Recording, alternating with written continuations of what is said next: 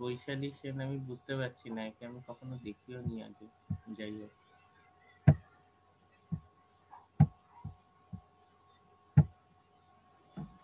ওকে। Sir ও মনে হয় কালকে নতুন জয়েন করেছে, নতুন হয়তো। হ্যাঁ, কিন্তু ব্যাপার হচ্ছে বোধহয় আমার মনে হচ্ছে জুমের ব্যাপারটা অতটা ক্লিয়ার নয়, যার জন্য অডিওটা অন করছে না, মানে জয়েন অডিও অপশনটাও ক্লিক করছে না, যার জন্য ও বোধহয় শুনতে পাচ্ছে না আমার কথাগুলো। যদি কেউ পারো ওকে একটু হোয়াটসঅ্যাপ করে বলো তো জয়েন অডিও অপশনটাকে ও যেন ক্লিক করে।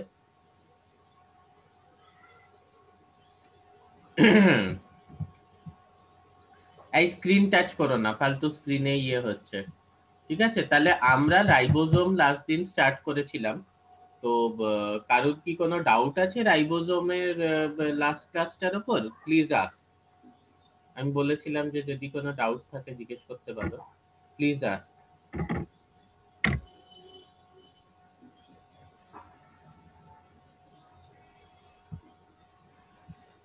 হুম, এনিওয়ান হ্যাভিং এনি ডাউটস?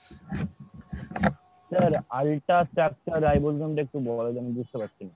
ও, অত দূর তো এখনো আসিনি, রাইবোজোমের আল্ট্রা স্ট্রাকচার এখনো তো অনেক দেরি আছে। সেটা তো হ্যাঁ হয়তো। স্যার, আছি আমি। তোমার নাম কি? বৈশালী সেন। তুমি তুমি আগে ক্লাস করোনি? না, আজকে ফার্স্ট। আজকে ফার্স্ট, তাহলে একটা তো পরীক্ষা হুম হয়ে গেছে। হ্যাঁ, তাহলে সেই হুম পরীক্ষাটায় তোমাকে জয়েন দিতে হবে কিভাবে, এগুলো আমি তোমাকে পরে বলছি, আপাতত পড়িয়ে নিই। ঠিক আছে? হুম, ঠিক আছে। হ্যাঁ, হুম হ্যাঁ, হুম, ফাইন। তুমি আমাকে একটা হোয়াটসঅ্যাপ করো, আমি তোমাকে বলে দেবো যে কি কি করতে হবে, মানে জাস্ট তুমি ঠিক বলে। আছে। হ্যাঁ, ওকে। হ্যাঁ, আচ্ছা, তাহলে আমরা লাস্ট ক্লাসে যেগুলো পড়েছিলাম আল্ট্রা স্ট্রাকচারে তো আমরা আসছি। এমনি একটা জেনারেল ওভারভিউ আমরা রাইবোজোমের উপর পড়েছিলাম। তো সেইটাতে কারোর কোনো ডাউট আছে তাহলে জিজ্ঞেস করো। আর এখন আমার স্ক্রিনটা দেখতে পাচ্ছো পরিষ্কার ভাবে? হ্যাঁ স্যার, দেখতে পাচ্ছি। ওকে, ভেরি গুড, ভেরি গুড, ওকে, ফাইন। তাহলে যেটা ব্যাপার দাঁড়াচ্ছে সেটা হচ্ছে যে লাস্ট ক্লাসটা কারোর মোটামুটি সবাই বোঝা গেছে, good. Now the thing is that ribosome যখন আমরা পড়বো একেবারে আমরা, this is a very good note. তো পুরো নোটটা ধরে ধরে পড়বো, যাতে আর কি কোনো রকমের কোনো প্রবলেম কারণ না হয়। ওকে, দেখো রাইবোজোমের ব্যাপারে প্রথম কথা হচ্ছে যে রাইবোজোম সেলের মধ্যে কোথায় পাওয়া যায়, মানে যেটাকে আমরা বলে থাকি কোনো অর্গানেলি বা অঙ্গাণু পড়ার সময় site of occurrence. Site of occurrence usually তোমার রাইবোজোমের চার ধরনের হয়।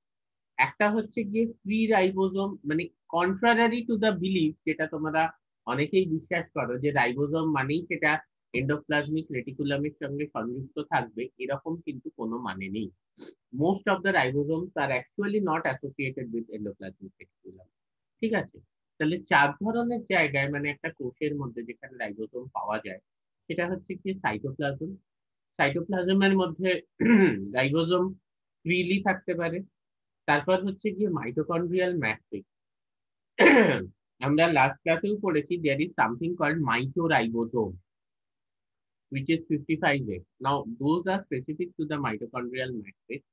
Not only that, this mitochondrial matrix contains other ribosomes as well. তারপর হচ্ছে কি ক্লোরোপ্লাস্ট। ক্লোরোপ্লাস্টের মধ্যেও আমরা রাইবোজোমের প্রেজেন্স দেখতে পারি। আর কোথায় দেখতে পাই? এন্ডোপ্লাজমিক রেটিকিউলাম এবং নিউক্লিয়াসে। ঠিক আছে, তাহলে এন্ডোপ্লাজমিক রেটিকুলামের সাথে যেটা সংযুক্ত থাকে সেটাকে আমরা বলে থাকি কি হচ্ছে আহ, মানে সেই এন্ডোপ্লাজমিক রেটিকুলামটাকে আমরা বলে থাকি গিয়ে হচ্ছে RER বা রাফ এন্ডোপ্লাজমিক রেটিকুলাম, যার সঙ্গে কিন্তু রাইবোজোম যুক্ত রয়েছে। ঠিক আছে, এবং নিউক্লিয়াসেও পাওয়া যায়। মানে এন্ডোপ্লাজমিক রেটিকুলাম নিউক্লিয়াসকে আমরা সেভাবে আলাদাভাবে এই জন্য ধরছি না, because you know that this two are continuous organ. মানে যেখানে তোমার নিউক্লিয়ার এনভেলপ শেষ হচ্ছে সেখানেই কিন্তু এন্ডোপ্লাজমিক রেটিকুলাম ওই একই কন্টিনিউয়েশনে শুরু হয়ে যাচ্ছে।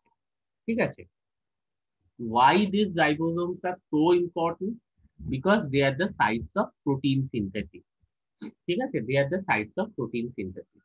তার মানে যেখানে প্রোটিন সিনথেসিস খুব অ্যাক্টিভ আছে, খুব অ্যাক্টিভলি প্রোটিন সিনথেসিস হয়, যেমনি ধরো এখানে উদাহরণ দেওয়া আছে pancreatic cell, hepatic parenchymal cells মানে লিভার সেলস আর কি, প্লাজমা সেলস, ঠিক আছে, থাইরয়েড সেলস যেখানে প্রচুর হরমোন সিনথেসিস হয়, ঠিক আছে।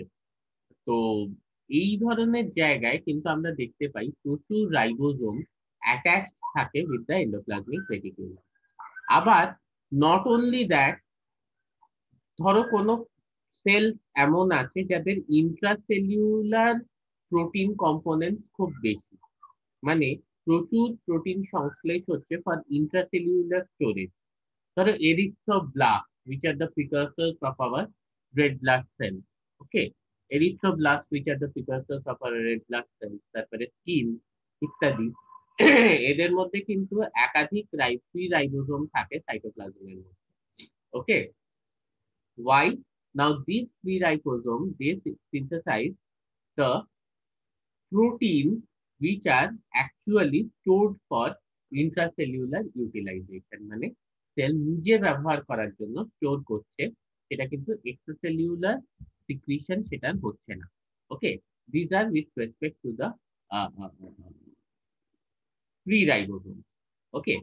আচ্ছা, দ্বিতীয় কথা হচ্ছে যে আমরা একটা জিনিস পড়ে থাকি খুব খুব কমন ভাবে, যেটা আমি লাস্ট দিনও বলছিলাম যে দি এফেক্টিভিটি অফ ডিফারেন্ট অ্যান্টিবায়োটিক, ঠিক আছে, বিভিন্ন অ্যান্টিবায়োটিক্স এর যে এফেক্টিভিটি, সেটার একটা কারণ হচ্ছে যে there is a difference between the prokaryotic ribosome and the eukaryotic ribosome, okay. there is a difference between the prokaryotic ribosome and the eukaryotic ribosome, based on which this prokaryotic ribosomes are targeted by different antibiotics. Now, this difference is often designated as this because the prokaryotic ribosomes are 70S and the eukaryotic ribosomes are 80S. But what is this S? এই যে আমরা বলছি 70S 80S, এই S জিনিসটা কি কারোর কোনো ধারণা আছে? Any one of you?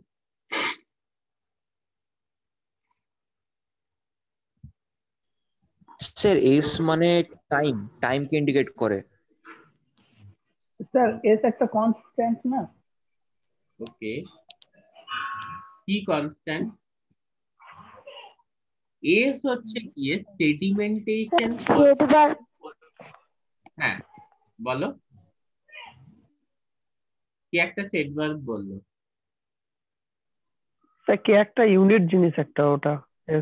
Sir হ্যাঁ। ভেদবারের unit। একক হচ্ছে এস স্যার। হ্যাঁ, ভেদবারের একক ভেদবারের একক একক হচ্ছে এস। আচ্ছা, fine. So the unit of sedimentation coefficient is S set verb. তার মানে ব্যাপারটা কি?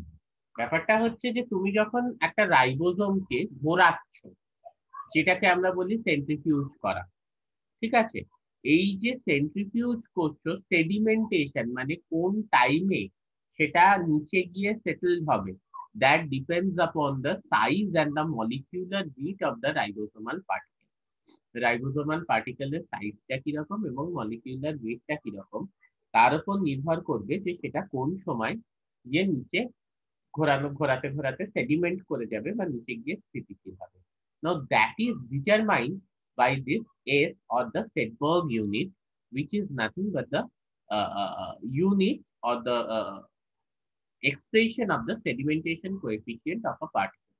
তার মানে এটা বোঝাই যাচ্ছে যে যদি প্রোক্যারিওটিক রাইবোসোম 70S হয় আর ইউক্যারিওটিক রাইবোসোম 80S হয়, ঠিক আছে, তার মানে ইউক্যারিওটিক রাইবোসোম কিন্তু প্রোক্যারিওটিক রাইবোসোমের থেকে ইউজুয়ালি সাইজে বড়, ঠিক আছে, because eukaryotic ribosome is greater than prokaryotic ribosome, okay, that's why it's 80S and prokaryotic ribosome is 70S। এবারে তোমাদের একটা একটা ছোট্ট জিনিস আমি বলি, যে আমরা ইউজুয়ালি একটা জিনিস পড়ে থাকি, সেটা হচ্ছে যে ইউক্যারিওটিক রাইবোসোম দুটো কম্পোনেন্ট দিয়ে তৈরি হয়েছে। একটা component is the 60S component, another component is the 40S component, ঠিক আছে। এবং প্রোক্যারিওটিক রাইবোসোম দুটো কম্পোনেন্ট দিয়ে তৈরি হয়েছে মূলত, আরো সাব কম্পোনেন্টস আছে, আমি যদি সেখানে না যাই, তাহলে একটা কম্পোনেন্ট হচ্ছে গিয়ে তোমার প্রোক্যারিওটিকের ক্ষেত্রে 50S আরেকটা কম্পোনেন্ট হচ্ছে 30s। এবারে সঙ্গত কারণেই এই প্রশ্নটা আসতে পারে যে স্যার এখানে তো ম্যাথমেটিক্সটা মিলছে না। তার কারণ হচ্ছে যে ইউক্যারিওটিক রাইবোজোম যদি 80s হয়, তাহলে 50s প্লাস 30s এই দুটো মিলে, এই 60s প্লাস 40s এই দুটো মিলে তো কোনোভাবেই আপনার 80 হচ্ছে না, 100 হচ্ছে। অন্যদিকে প্রোক্যারিওটিক রাইবোজোম যদি 70s হয়, তাহলে 50s প্লাস 30s মিলে তো 70s হচ্ছে না, 80s হচ্ছে। তাহলে এটা কিরকম ভাবে হচ্ছে? দেখো, এইখানেই কিন্তু আমাদের একটু সেডিমেন্টেশন কোএফিসিয়েন্ট ব্যাপারটা বুঝতে হবে। ঠিক আছে, sedimentation coefficient molecular weight as well as সাইজের উপর ডিপেন্ড করে। ফলে দুটো সাব ইউনিট যখন আলাদা আলাদা আছে, তখন তার যা সাইজ, যখন দুটো সাব ইউনিট একে অপরের সাথে সংযুক্ত হচ্ছে, তখন কিন্তু তার সাইজ কমে যাচ্ছে। ওকে, দ্য রিলেটিভ সাইজ ডিক্রিজেস। বুঝতে পারছো তো? মানে এটা হচ্ছে গিয়ে আটার লেচি, দুটো আটা বা ময়দার লেচি যে দিয়ে তুমি রুটি বা লুচি ভাজবে, সে দুটোকে যদি তুমি আলাদা করে রাখো, তখন যা সাইজ হবে, দুটোকে যদি তুমি একসাথে মিশিয়ে দাও, অবভিয়াসলি সাইজটা কিন্তু কমে যাবে। So the as the sedimentation maybe molecular ওয়েটটা অ্যাডিটিভ বা সাম করলেও সেম থাকবে, but the size will decrease. So this sedimentation coefficient is a part of not only the molecular weight but also size.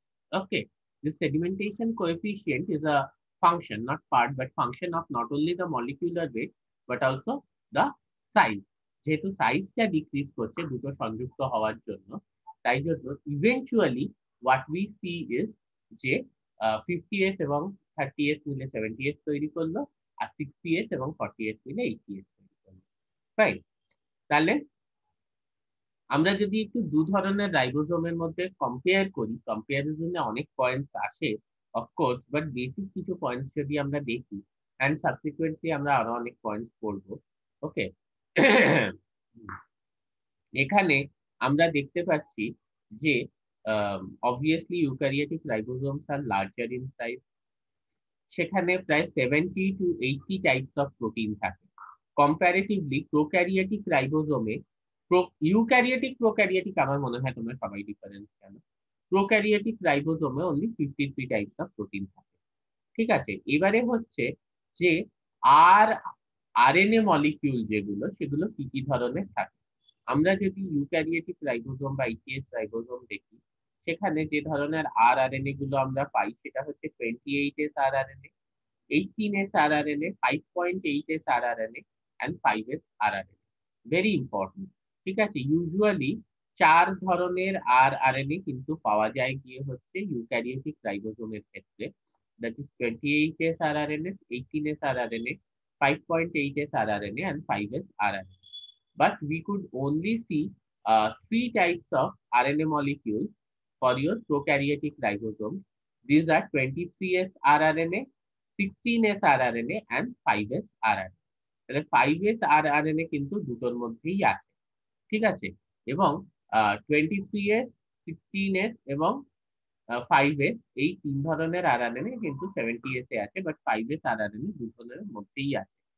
এখানে আমি তোমাদের একটা ছোট্ট ইনফরমেশন দিতে চাই, which is very important from your exam perspective, কারণ এই ধরনের কোয়েশ্চেন আসে, এখানে তো খুব ডাইরেক্ট কোয়েশ্চেন সেভাবে আসবে না, যে এই যে 16s rRNA, ঠিক আছে, when you identify some animal, তুমি বা কোনো প্লান্ট বা কোনো অর্গানিজমকে আইডেন্টিফাই করছো, তো এটা টেকনিকটা কি এনি ওয়ান অফ ইউ তোমরা তো পড়েছো ক্লাস 12 এ, যে how will you identify an organism. তুমি ধরো কোনো জঙ্গলে বেড়াতে গেছো বা কোথাও, বা কোনো ব্যাকটেরিয়া, হ্যাঁ, জাস্ট, স্যার হ্যাঁ, কে কে তুমি?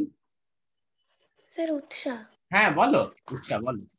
স্যার কার্বন 14 দিয়ে মানে ওটার বয়সটা কত, মানে কত পুরনো সে জিনিসটা, হুম সেটা আহ, দেখা হয়। হুম বলো বলো। যদি কোনো জৈবিক পদার্থ থাকে তাহলে তার ভেতরেও তো কার্বন কম্পাউন্ড থাকবে, হুম তো সেটার সঙ্গে কার্বন 14-এর কম্পেয়ার করে সেটা বোঝা যায় যে কত পুরনো। আরেকটু ডিটেলসে বলো, মানে কিভাবে করে তুমি জানো? না স্যার, সেটা জানি না।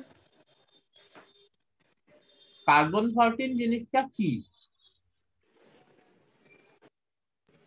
ওটা কার্বনের একটা আইসোটোপ। ওকে, তারপর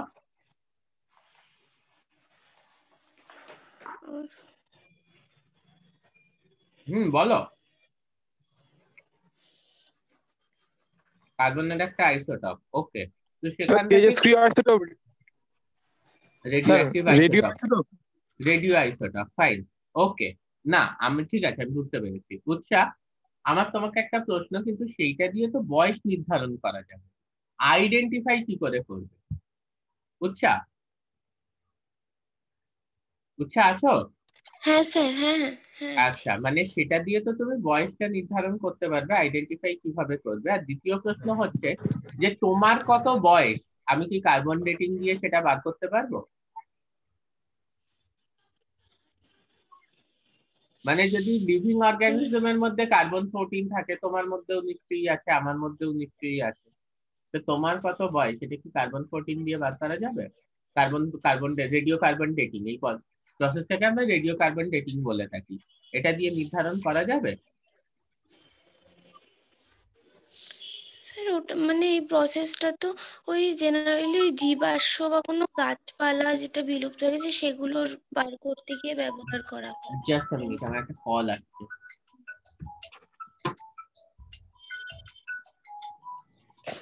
আমি ক্লাস নিচ্ছি।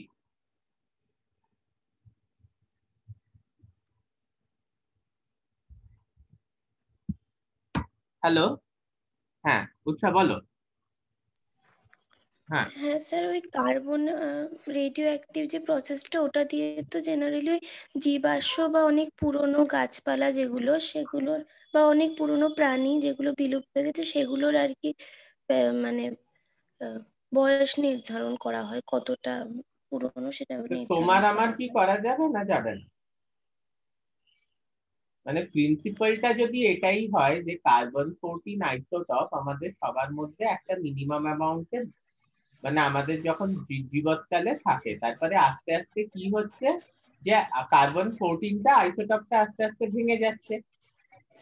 রেডিও আইসোটপ তো কনস্ট্যান্টলি রেডিও অ্যাক্টিভিটি এমিট হচ্ছে, ফলে আইসোটপের পরিমাণটা কমতে থাকছে। হাফ লাইফ বলে একটা কনসেপ্ট আছে রেডিও অ্যাক্টিভ এলিমেন্টস এর, জানো? নিশ্চয়ই শুনে থাকবে রেডিও অ্যাক্টিভ এলিমেন্টস এর হাফ লাইফ। হাফ লাইফ হচ্ছে এমন একটা সময় যাতে একটা নির্দিষ্ট রেডিও অ্যাক্টিভ এলিমেন্ট সে 10 ইউনিট ছিল, সেটা 5 ইউনিট হয়ে গেল। ওকে, তো এই প্রিন্সিপালটাই ব্যবহার করা হয়। তাহলে শুরুতে কত ছিল, এখন কত আছে। ধরো শুরুতে ছিল গিয়ে হচ্ছে 10 ইউনিট, এখন হয়ে গেছে 5 ইউনিট, তার মানে একটা হাফ লাইফ পার হয়েছে। তাহলে হাফ লাইফটা যে যদি আমি কথার কথা ধরে নিই 5 বছরের হয়, তাহলে ওটার বয়স 5 বছর। This is the concept of radio carbon dating. But ওটা তোমার বয়স নির্ধারণ করার ক্ষেত্রে কখনো ব্যবহার করা যাবে না। তার কারণ হচ্ছে যে কার্বন 14 এর হাফ লাইফ হচ্ছে মোরলেস 5800 ইয়ার্স। ওকে, ফলে এনিথিং যার বয়স 5800 বছরের কম, সেটার বয়স কিন্তু রেডিও কার্বন ডেটিং করে নির্ধারণ করা যাবে না। ক্লিয়ার হচ্ছে বুঝছা? হ্যাঁ স্যার। কারণ ধরো যদি তোমার মধ্যে 10 ইউনিট কার্বন 14 থেকে থাকে, তাহলে 5800 বছর পর সেটা 5 ইউনিট হবে। 11,600 বছর মানে দুটো ইয়ের পর সেটা 2.5 ইউনিট হবে। বুঝতে পারছো তো ব্যাপারটা? হ্যাঁ মানে বেসিক্যালি কতটা কার্বন 14 ডিগ্রেড করে যাচ্ছে due to radio active decay, সেটার উপর নির্ভর করে বয়সটা ক্যালকুলেট করা হচ্ছে। So anything whose age is less than 5800 years, we cannot determine the age for that. This is concept number 1. Next হচ্ছে even if we can determine, আমি যদি ধরেও নিই যে তোমার বয়স 5800 বছরের বেশি, তাহলেও how will I identify you? ধরো এত নিত্য নতুন এত ব্যাকটেরিয়া বেরোচ্ছে, সবকিছু বেরোচ্ছে, how is it identified? Any idea যে এই যে প্রোক্যারিওটিক অর্গানিজম, এগুলোর আইডেন্টিফিকেশনের জন্য কি ইউজ করা হয়? মিউট করে দাও, আমি বলছি। ঠিক আছে, this 16S rRNA, okay, this is the basis for the identification of prokaryotic organism. How? I will tell you.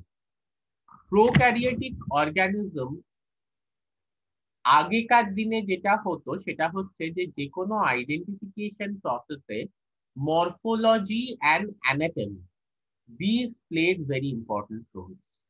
ঠিক আছে, মানে হচ্ছে গিয়ে external features and internal structure, এইগুলো খুব ইম্পর্টেন্ট রোল প্লে করতো। এর সাহায্যে আমরা অর্গানিজমকে আইডেন্টিফাই করতাম, ক্লাসিফাই করতাম অ্যান্ড নোমেনক্লেচার দিতাম। But now the things have changed. How?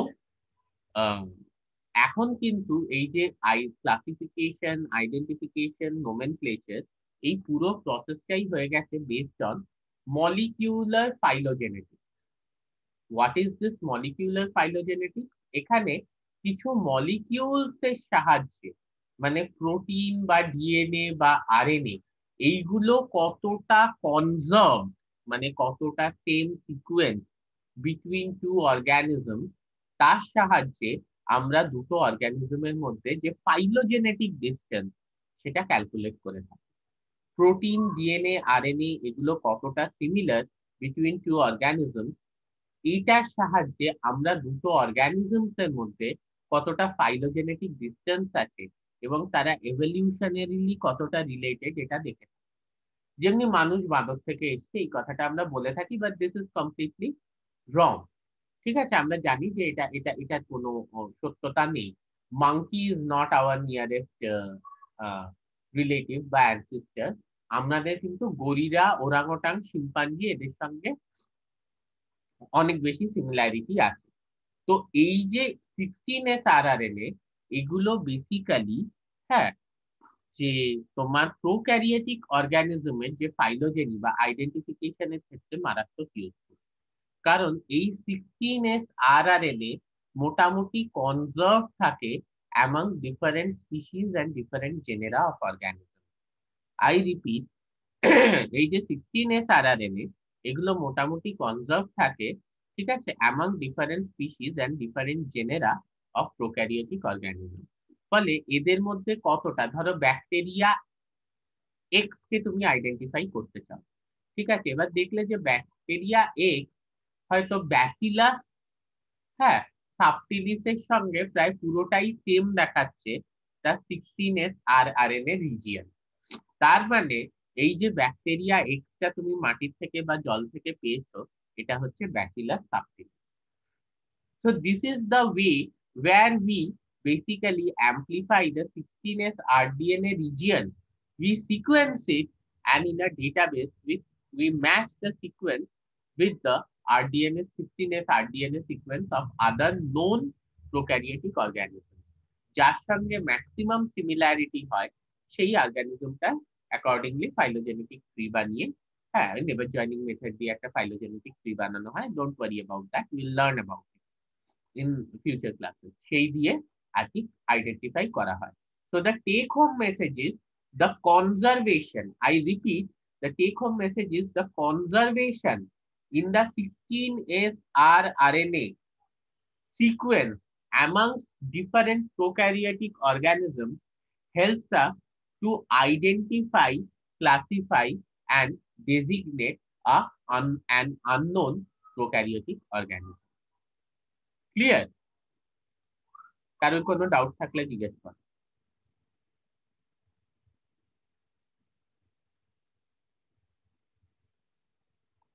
So 16S rRNA is very very important. Now what are the other differences? আমরা দেখতে পাচ্ছি যে eukaryotic 80S রাইবোজোমে RNA and protein ratio 1:1। তার মানে ইউক্যারিওটিক রাইবোজোমে কিন্তু প্রোটিনের মাত্রা অনেক বেশি। সেখানে দেখা যাচ্ছে প্রোক্যারিওটিক রাইবোজোমে আরএনএ প্রোটিন রেশিওটা 2:1। আমি তোমাদের গতকাল একটা ছোট্ট জিনিস বলছিলাম, মুরগি আগে না ডিম আগে। ব্যাপারটা হচ্ছে যে যে প্রোটিন যদি সিনথেসিস না হয় তাহলে where will we get the enzyme? আর এনজাইমস যদি নাই থাকে তাহলে প্রোটিন সিনথেসিস হবে কি করে? So this is a catch-22 situation, যে মুরগি আগে না ডিম আগে, কোনটা আগে? তো এইখানে আমরা দেখতে পাচ্ছি এখানে এটা সলিউশনটাই এসেছিল by means of one particular enzyme বা ribozyme, where RNA acts as an enzyme for different purposes, including protein synthesis, where RNA acts as an enzyme for different purposes, including protein synthesis. তো যার জন্য এখানে দেখা যাচ্ছে as there is evolution, মানে obviously প্রোক্যারিওটসদের থেকে ইউক্যারিওটসরা অনেক বেশি ইভলভ, দেখা যাচ্ছে কিন্তু প্রোটিনের মাত্রাটা বেড়ে যাচ্ছে। কেন না? the functions of RNA is being replaced, বাবা 10 মিনিট মধ্যে the functions of RNA is being replaced by the functions of protein, মানে different protein performing the functions of different RNA, যার জন্য RNA প্রোটিন রেশিওটা প্রোক্যারিওটিকের ক্ষেত্রে দেখা গেছে যে RNA বেশি, মানে 100টা RNA থাকলে কথার কথা বলছি 50টা প্রোটিন আছে। কিন্তু as we are evolving slowly, ribozyme মানে RNA's function as a catalyst is subsiding and it is taken up by the protein. Now the protein is functioning as a catalyst. So in eukaryotes you could see if there are 50 RNAs, then there are 50 proteins as well.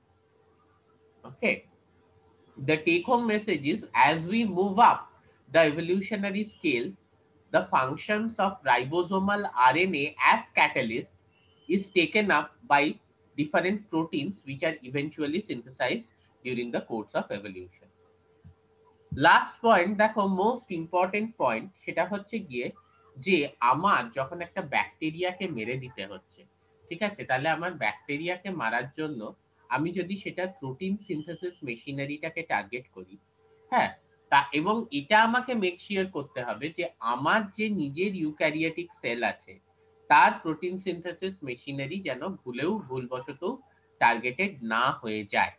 Okay, so you can see যে এখানে আমরা দেখতে পাচ্ছি যে prokaryotic রাইবোজোমে একটা উদাহরণ দেয়া আছে, সেখানে protein synthesis is inhibited by chloramphenicol, a very well known antibiotic. But in case of eukaryotic ribosome, protein synthesis is inhibited by cycloheximide. তাহলে তোমরা যদি কাউকে সাইক্লোহেক্সিমাইড খাইয়ে দাও সে কিন্তু মরে যাবে, কারণ তার প্রোটিন সিনথেসিসটা বন্ধ হয়ে যাবে, মানে কোনো মানুষকে যদি খাইয়ে দাও। কিন্তু কাউকে যদি ক্লোরামফেনিকল খাওয়াও তখন কিন্তু সেরকম কোনো এফেক্ট হবে না, উল্টে তার যদি কোনো ব্যাকটেরিয়াল ইনফেকশন হয়ে থাকে তাহলে ব্যাকটেরিয়াগুলো মরে যাবে, সে পুরোপুরিভাবে জীবিত থাকবে। Okay okay, so now let us see this 70S ribosome এরা কোথায় পাওয়া যায়। ঠিক আছে, এই যে 70S রাইবোজোম, এটা আমি বারবারই বলছি, মেনলি এরা প্রোক্যারিওটিক সেলসে পাওয়া যায়, যেমনি ব্লু গ্রিন অ্যালগি বা সাইনোব্যাকটেরিয়া, ব্যাকটেরিয়া ইত্যাদি।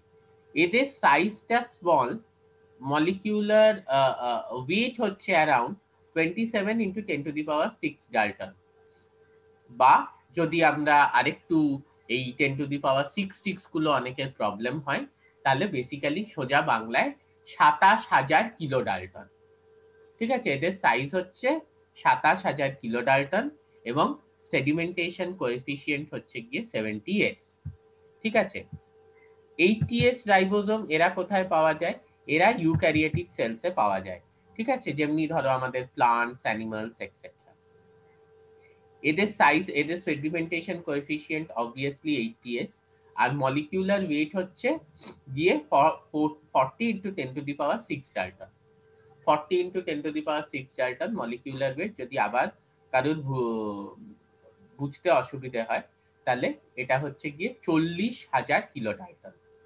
So the molecular weight of your eukaryotic ribosome is 40,000 kilodalton. এইবারে আমরা যদি একটু সেডিমেন্টেশন ভ্যালু দেখে নিই of the ribosomes that belongs to mitochondria and chloroplast. ঠিক আছে, আমি তোমাদের বারবার বলছিলাম যে একটা ইউনিক জিনিস হচ্ছে mitochondria, that is the presence of mitoribosomes. This is one point. Another point is যে mitochondrial ribosomes are basically prokaryotic in nature. Endosymbiont hypothesis আমরা পড়েছি, সেখানে আমরা দেখেছি কিভাবে মাইটোকন্ড্রিয়ার এভলিউশন হয়েছে, হ্যাঁ, has a symbiotic bacteria within a eukaryotic cell. ফলে মাইটোকন্ড্রিয়া যদি একটা সিম্বায়োটিক ব্যাকটেরিয়া বা প্রোক্যারিওটিক হয়ে ইউক্যারিওটিক সেলের মধ্যে সার্ভাইভ করে থাকে, they essentially have a ribosome which is similar to the prokaryotic ribosome. So when we consume different kind of antibiotics, the mitochondrial ribosome, they get suppressed, which is one of the signs of the side effects of antibiotic, because mitochondrial ribosomes are very important. কারণ আমরা জানি mitochondria is a semi autonomous organelle, যেখানে কিন্তু 10% of the protein synthesis for its own sake is being carried out by mitochondria itself. তাহলে সেই protein সিনথেসিসটা যদি stop হয়ে যায়, মাইটোকন্ড্রিয়াল ফাংশন এফেক্টেড হবে, সেলুলার রেসপিরেশন এফেক্টেড হবে, ওভারঅল সেলুলার মেটাবলিজম এফেক্টেড হবে। ওকে, বাট হ্যাভিং সেড দ্যাট, এই যে মাইটোকন্ড্রিয়াল রাইবোসোমস, এদের যে সেডিমেন্টেশন ভ্যালু আছে, এগুলো কিন্তু কনস্ট্যান্ট নয়, ঠিক আছে, ডিফারেন্ট ফাইলামে কিন্তু different. Okay, this again corroborates the fact that might be this mitochondria and chloroplast, they acted as endosymbionts in different eukaryotic cells. Okay, so that's why এর যে রাইবোসোম সেটা কিন্তু ভ্যারি করছে সাইজে, because different types of prokaryotic bacteria acted as endosymbionts in different kinds of eukaryotic cells. আমরা যদি দেখি যে যদি আমরা ফাঞ্জাই এর মধ্যে দেখি, ফাঙ্গাসের মধ্যে, তাহলে মোটামুটি মাইটোকন্ড্রিয়াল রাইবোসোমস আর 77 এর, ঠিক আছে। হাউএভার আমরা যদি ম্যামেলস এর মধ্যে দেখি, তখন কিন্তু দেখব যে মাইটোকন্ড্রিয়াল রাইবোসোমস হচ্ছে কি আবার 60 এর, ঠিক আছে। ইউজুয়ালি যে রাইবোসোমস গুলো ক্লোরোপ্লাস্টে পাওয়া যায়, সেই রাইবোসোমস গুলো কিন্তু 70 এর রাইবোসোমস হয়, very similar to the prokaryotic ribosome, again corroborating the fact that this chloroplast, they are photosynthesizing prokaryotic organisms which took shelter into a eukaryotic cell for its own survival, food, etc., and provided the fixation of the carbon for the eukaryotic cell for its utilization as a source of energy. ঠিক আছে, আজকের lecture আমরা এখানে শেষ করছি। we have 3 more minutes. কারোর যদি কোনো কোয়েশ্চেন থাকে আমাকে কোয়েশ্চেন করো, আর নেক্সট ক্লাস কবে হবে আমি জানিয়ে দেবো। Any question? স্যার, হ্যাঁ বল। স্যার মাইটোকন্ড্রিয়ার সিলেবাসে একটা পার্ট ছিল জিনোম, স্যার ওই পার্টটা একটু মানে বাদ চলে গেছে, মানে জিনোমটা মানে পড়ানো হয়েছিল কি? তোমার নাম? তাহিল। তাহিল। তাহিল? হুম। তোমাকে তো জানি না কোথায়, তোমাকে আমি কখনো, হ্যাঁ? তুমি তাহিল তাহিল বলে কি হ্যাঁ, আছে ফার্স্ট ইয়ারের? তাই তো জানি না। হ্যাঁ স্যার, অনেকদিন থেকে আছি, প্রথম ক্লাস থেকে। আচ্ছা আচ্ছা, এবার আমি তোমাকে একটা কথা বলি, সেটা হচ্ছে যে কি সিলেবাসে পড়াবো এইটা তুমি পুরোপুরি আমার উপর ছেড়ে দাও। You people have to trust me, ঠিক আছে? তোমার যখন সেমিস্টার এন্ড হবে, তুমি দেখবে যে যেটা সিলেবাসে হয়েছে তার থেকে তুমি 4 গুণ বেশি শিখেছো কিনা। তোমাকে কে বলেছে মাইটোকন্ড্রিয়াল জিনোমটা বাদ যাবে? অ্যাবসলিউটলি বাদ যাবে না।